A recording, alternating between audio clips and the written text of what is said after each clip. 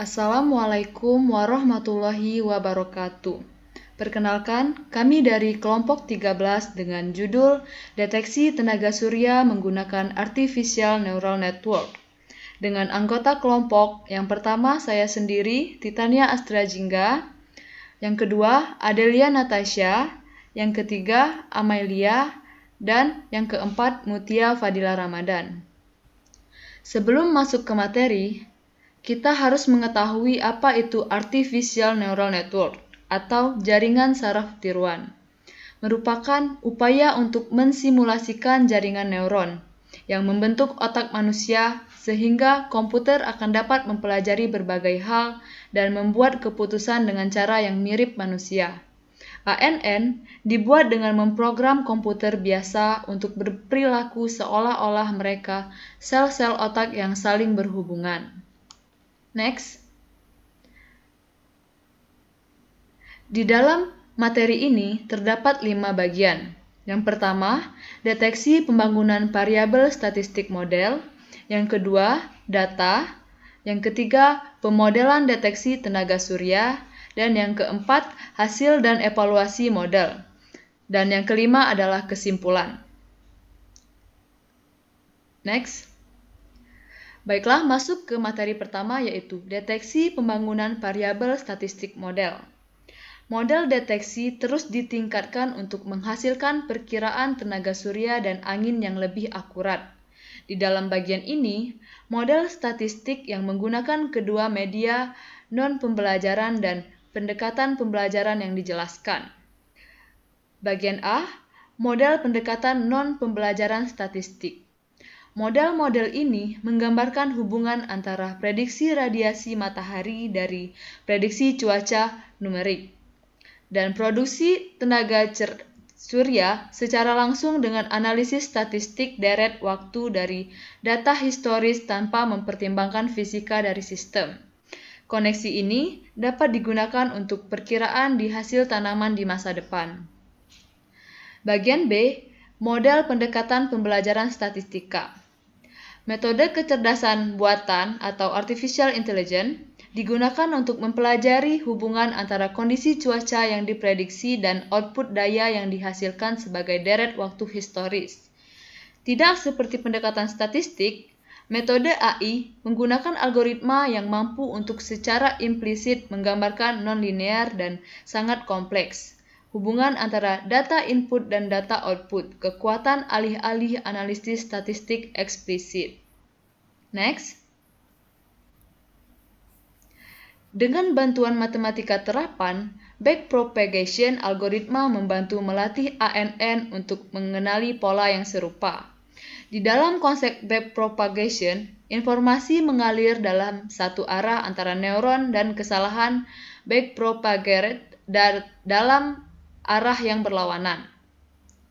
Menggunakan kekuatan dari sinapsis antara node sementara mencoba untuk meminimalkan kesalahan dengan menggunakan teknik optimasi seperti metode gradient descent. ANN mampu memberikan peramalan untuk variabel generasi tenaga angin dan matahari ketika data historisnya tersedia. ANN dianggap sebagai kotak hitam karena tidak memberikan pemahaman kualitatif yang memadai tentang hubungan antara variabel masukan dan keluaran. Dalam materi ini, model ANN menggunakan model yang paling banyak digunakan jaringan saraf umpan maju. Kadang-kadang disebut jaringan lapisan tersembunyi tunggal. Model ANN digunakan sebagai alat statistik nonlinear untuk meramalkan tenaga surya. Sekian materi dari saya, selanjutnya akan dilanjutkan oleh Saudari Adelia Natasha. Berikut materi kedua, data. A. Sumber data. Data ini berasal dari Peramalan Energi Global Kompetisi 2014, atau event tersebut bernama GEFCOM 2014, yang juga termasuk peramalan dalam domain beban listrik, tenaga angin, surya listrik, dan harga listrik. B. Deskripsi data. Tujuannya adalah untuk menentukan perakiraan matahari dalam hitungan jam langka melalui 1 bulan cakrawala perkiraan. Next. Variabel target adalah tenaga surya. Ada 12 variabel independen tersedia dari European Center for Perakiraan Cuaca Jangka Menengah atau ECMWF yang digunakan untuk menghasilkan ramalan matahari. Berikut 12 variabel tersebut diantaranya. Yang pertama, jumlah kolom air cair awan. Kedua, jumlah kolom air es awan. Ketiga, tekanan permukaan. Keempat, kelembapan relatif pada 1000 embar. Kelima, tutupan awal total. Keenam, komponen angin U 10 meter. Ketujuh, komponen angin V 10 meter. Yang dimana pada variabel angin diberikan sebagai dua komponen U dan V mewakili arah angin komponen. Komponen U ditunjukkan untuk arah timur dan barat, sedangkan komponen V ditujukan untuk arah utara dan selatan. Vektor resultan dari kedua komponen angin adalah kecepatan angin vektor. Dan selanjutnya ke-8 ada suhu 2 meter. Next. Ke-9 ada radiasi matahari permukaan bawah. Ke-10 radiasi termal permukaan turun. Ke-11 radiasi matahari bersih atas. Dan ke-12 ada total curah hujan. Yang dimana keempat variabel cuaca terakhir ini, yaitu matahari dan termal radiasi, diberikan dalam akumulasi nilai bidang dan bukan nilai rata-rata. Mereka meningkat untuk setiap jam sampai akhir hari dan kemudian mulai lagi diakumulasi.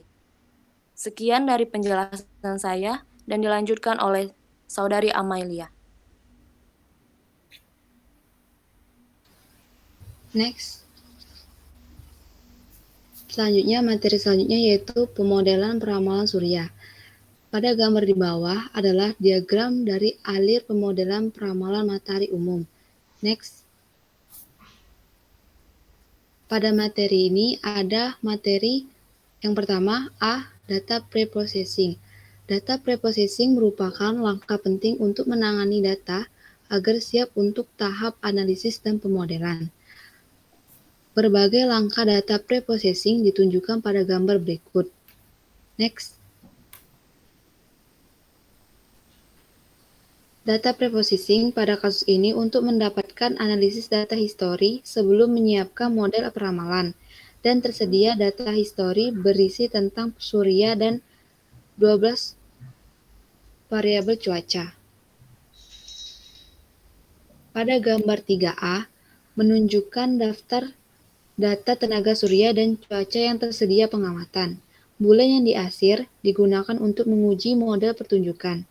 Gambar 3B menunjukkan plot kontak distribusi dari data tenaga surya yang diamati untuk tahun penuh 2012. Perhatikan urutan bulan yang muncul di box plot tidak perlu berarti urutan bulan yang sama dalam tahun kalender. Box plot juga berguna untuk mengetahui hubungan antara variabel prediktor atau variabel cuaca dan variabel respon atau tenaga surya. Untuk mendapatkan nilai rata-rata untuk akumulasi data lapangan, kami menerapkan rumus dalam persamaan 1. AVG T sama dengan ACC buka kurung T dikurang 1 tutup kurung dikurang ACC T dibagi 3600.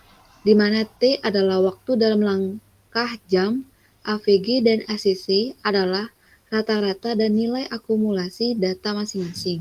Next. Pada gambar 4 merupakan box plot dari tenaga surya yang diamati versus penyinaran matahari. Pada gambar 4 menyajikan keuntungan dari memplot data dalam box plot. Untuk yang diamati, daya sehubungan dengan radiasi matahari, disebut permukaan radiasi matahari atau SSRD.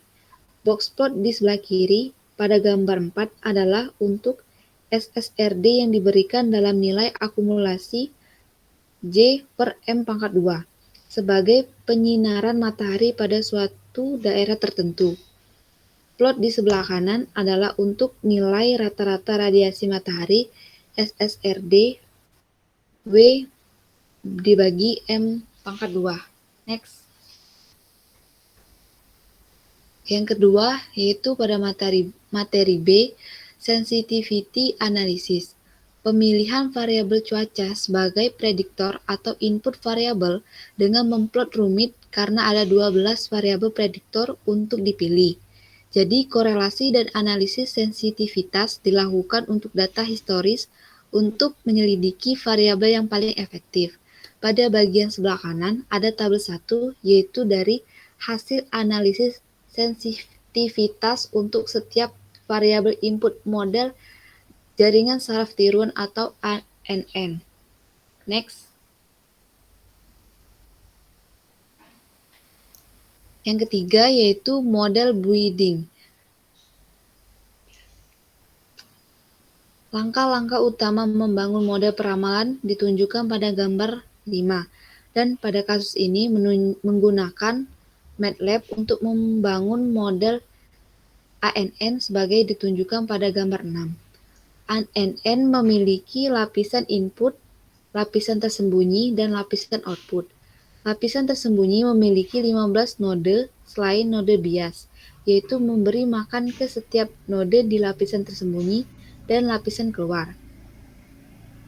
Untuk tujuan peramalan matahari, kami menemukan model kandidat dengan 14 variabel input memiliki RMSE paling sedikit.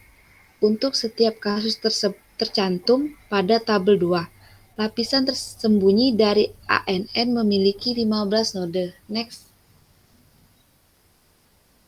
Nah, ini adalah tabel 2, yaitu dari hasil analisis korelasi variabel input model ANN. Tahap pelatihan mencangkup semua data historis, kecuali untuk bulan terakhir sebelum bulan pengujian. Bulan terakhir dari data historis digunakan untuk tahap validasi. Validasi tahap diperlukan untuk menghindari masalah overfitting sejak ANN memiliki parameter yang mengubah nilainya pada validasi panggung.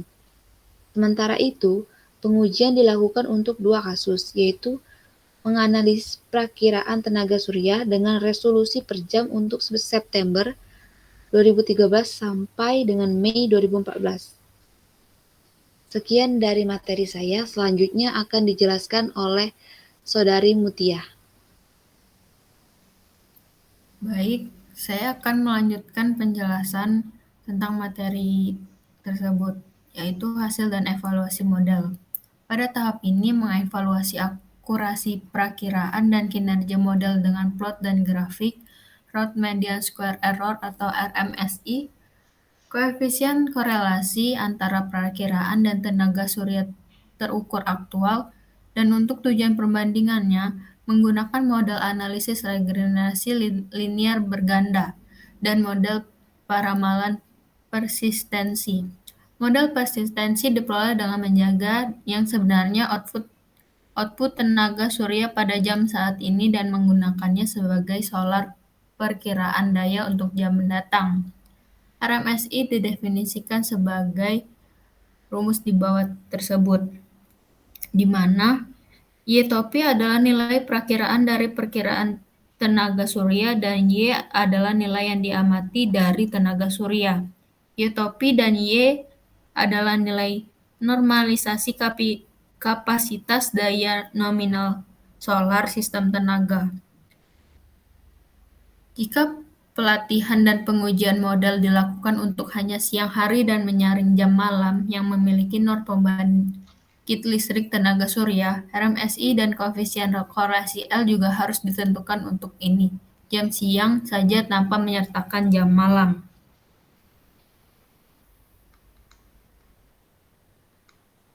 Berikut merupakan plot garis yang ditunjukkan pada gambar 7. Untuk tenaga surya yang sebenarnya dan perkiraan yang sesuai dari model ANN dan dibandingkan dengan model perakiraan MLR dan persistensi. Perkiraan variabel cuaca sehari ke depan digunakan sebagai input variabel untuk ANN dan mereka secara berkala dihasilkan dan diperbarui setiap hari untuk memperkirakan hari-hari berikutnya.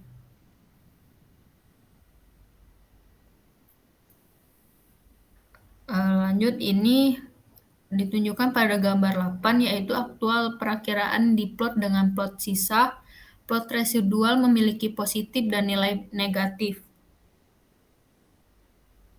ANN yang terletak pada atau di dekat 0 seperti yang ditunjukkan di kanan atas plot yang menunjukkan bahwa perakiraan yang dihasilkan tidak bias. Koefisien korelasi N antara daya aktual perkiraan untuk semua model juga diplot. Tabel 3 akan merangkum hasil evaluasi dan kedua kasus uji. Berikut merupakan tabel 3 yang merupakan ringkasan perakiraan untuk kedua bulan uji. Next akan ada kesimpulan yang akan dijelaskan oleh Adelia. Baiklah, kesimpulan dari materi yang telah kami jelaskan tadi adalah Artificial Neural Network atau ANN feed forward dengan 12 variabel cuaca dan dengan ukuran langkah per jam untuk perakiraan berkinerja lebih baik daripada jaringan saraf rekursif. Data input yang dinormalisasikan tidak meningkatkan kinerja, tetapi sedikit menghilangkan jam malam meningkatkan kinerja model. Merencanakan data, menyelidiki korelasi, dan analisis sensitivitas antara variabel, serta pembersihan data outlier sangat penting langkah persiapan data sebelum membangun model peramalan. Di dalam jam langit cerah, model menghasilkan lebih akurat perakiraan dari jam berawan. Cuaca yang lebih akurat perakiraan yang kami gunakan, perakiraan tenaga surya yang lebih akurat akan dihasilkan. Menggunakan variabel klasifikasi dan interaksi antara variabel meningkatkan kinerja model MLR secara signifikan, tetapi ini tidak berlaku untuk model ANN. Dengan data historis tambahan, model kinerja akan meningkat.